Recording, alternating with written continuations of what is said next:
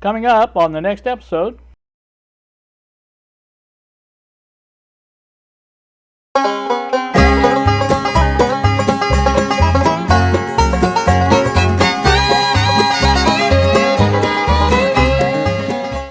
Good early afternoon on this first day of February, Monday.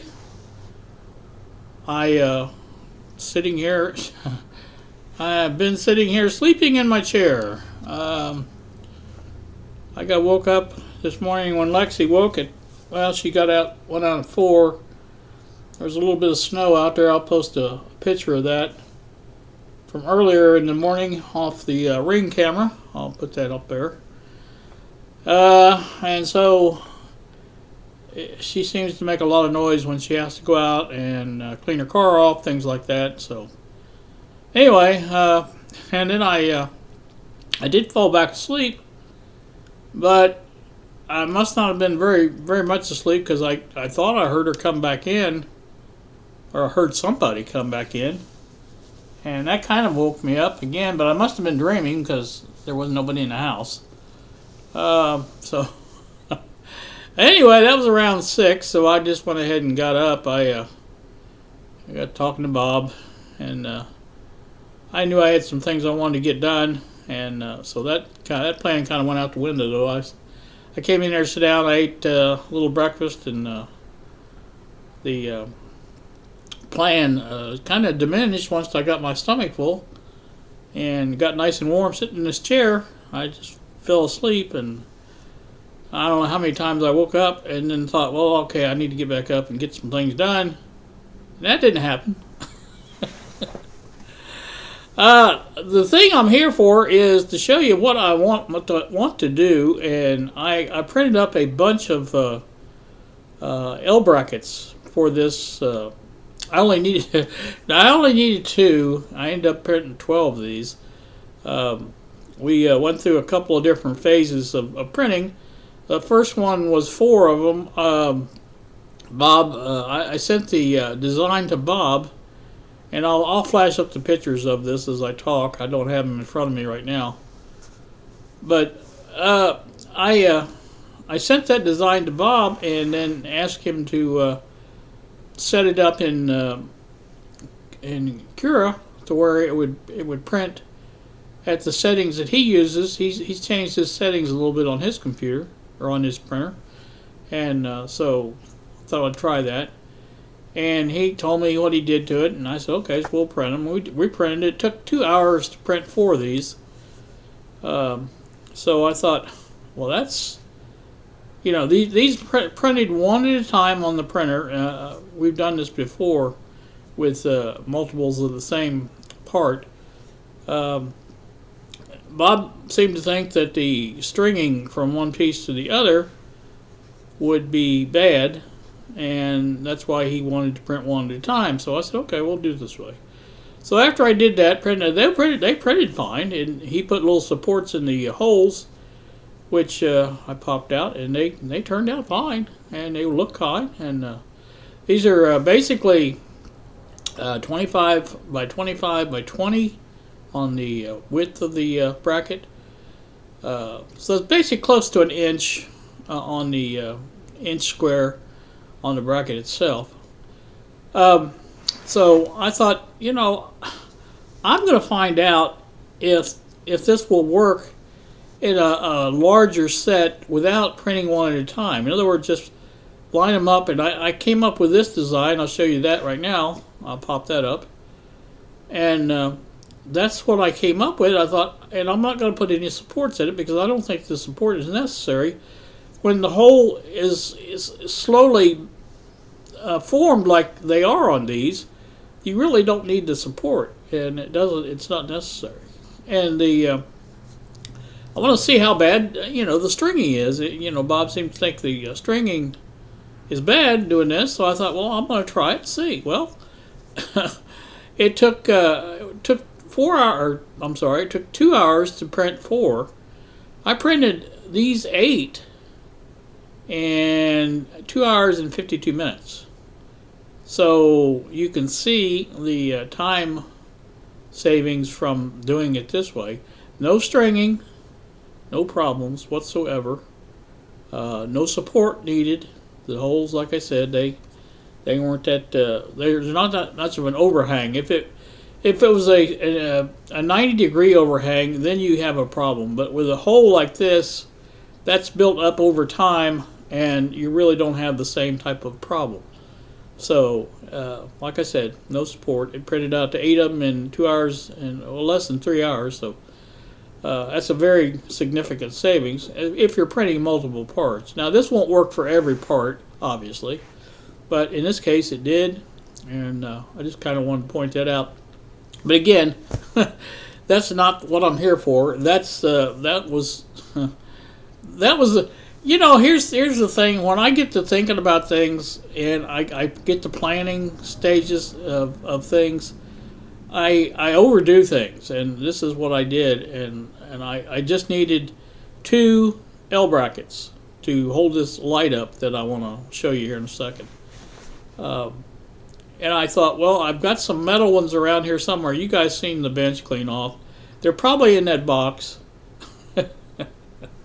I really didn't want to go through the boxes to find 2 little L brackets. So I thought, well, I could print those up on a printer pretty easy, and they'll be just plenty fine for this. This light's not that heavy, and I'm using the aluminum bar that I bought for the camera mount from some time ago, and it's 3 foot long. Cut that in half, and I'll show you the picture here in a second, but I'm trying to kind of lay the framework of this.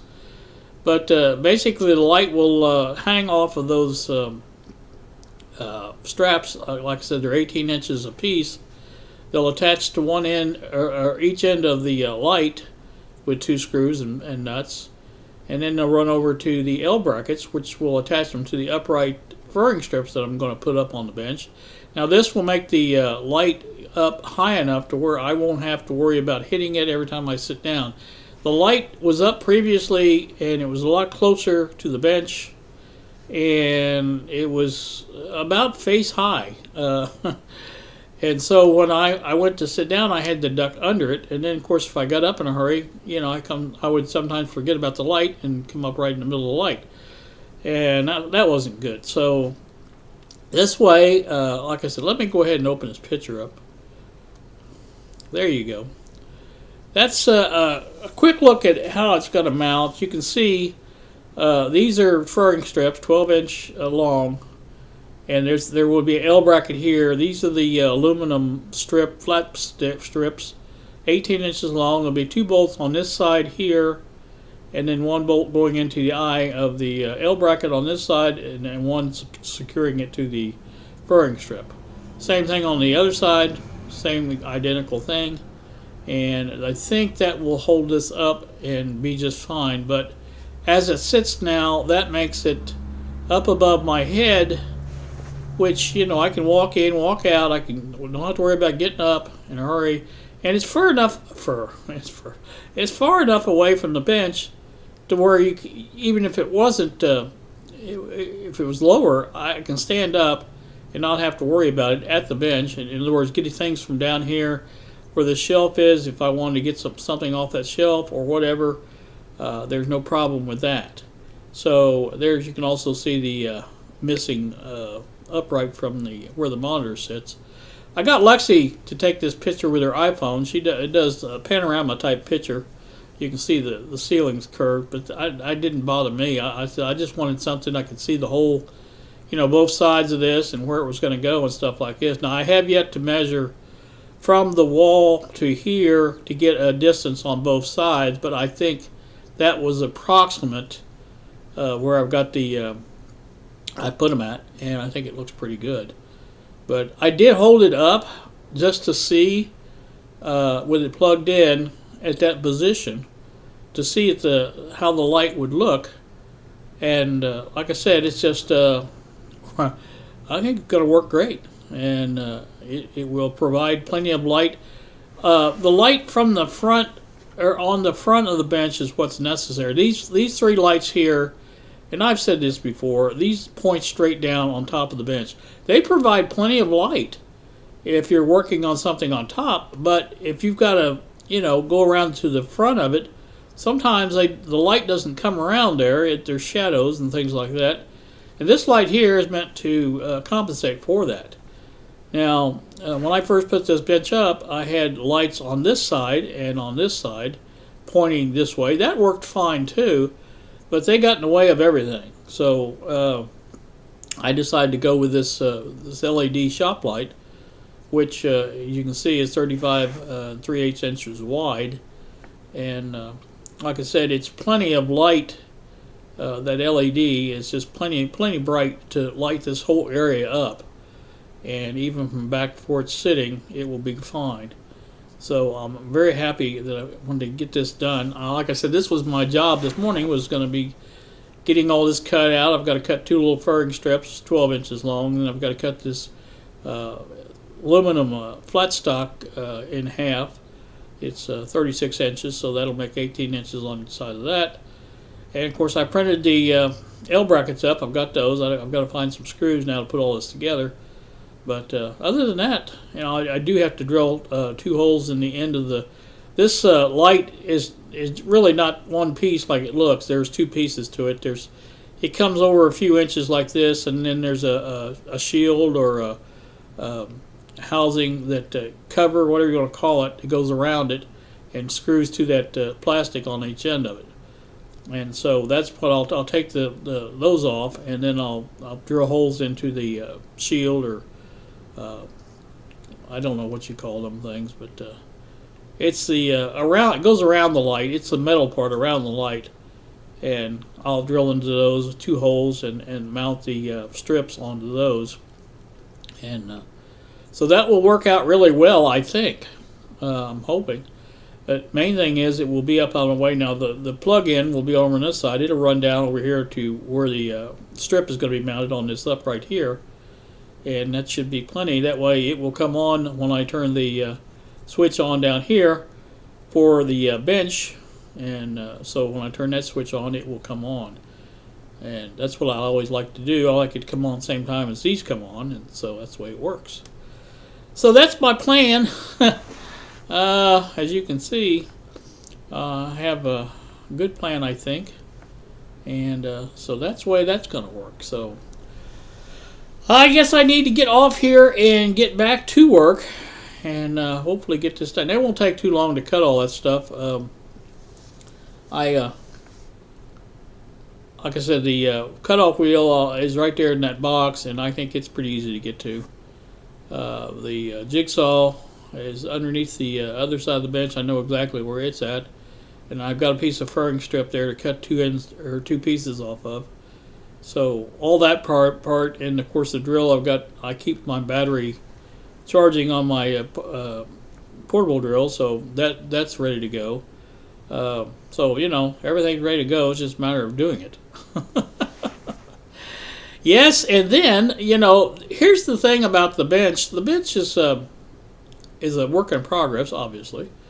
But my thought is, if I cleaned off the bench and then took my time to go through what was on the bench, I stand a better chance of getting things put away. In other words, when I'm at the bench with that mess that was there, and I pick up something, well, my first inclination is to put it somewhere out of the way and not really find a place for it. And the other way of doing it, which is the way I'm doing, is picking something out of the bench, or out of the box, I'm sorry, and studying on it, and then putting it somewhere it will stay. In other words, like the tools and that, if there's a place that they can mount up on the pegboard, that would be ideal. Or if I need to make another holder of some time on the 3D printer, and I can do that. So that's the plan. And you know, if I come up on something that needs a more thought process, I can put that back in the box and move on to the next item. And that way, I still have a clean bench, and that's the idea behind this. For those of you who thought that was crazy to stick it all in the box, I know it is crazy, but it's a method to my madness, I guess is what I'm saying. So, all right, I think I've talked long enough. It is 12:18 now, obviously. You guys have a great day. We'll not post this probably till tomorrow. because I've already posted a video today and let you see that I am making some progress, even though I'm sleeping in the middle of it. So we got to do what we got to do. You know what it is. Got to do it the way we can do it, and that's the way I do it. So you guys have a great day. Thanks for watching, and we will see ya.